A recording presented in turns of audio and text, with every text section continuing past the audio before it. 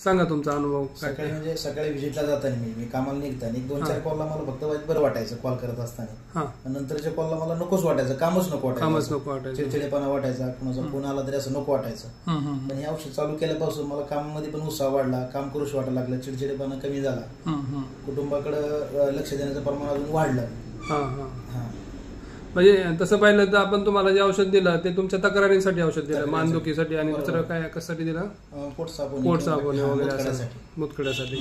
पण जो बदल झाला तो इतर गोष्टीमध्ये पण बदल झाला की काम करावं असं वाटायला लागलं.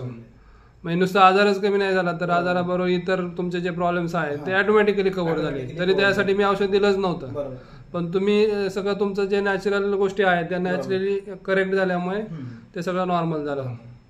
म्हणजे आजार फक्त बरा न होता माणूस बरा होतो, हे सगळ्यात महत्वाचं याच्यामध्ये आहे. आणि हा सगळ्यात मोठा फायदा होमिओपॅथीचा आहे. असा फायदा हा कुठल्याही औषधाच्या शास्त्राने होत नाही.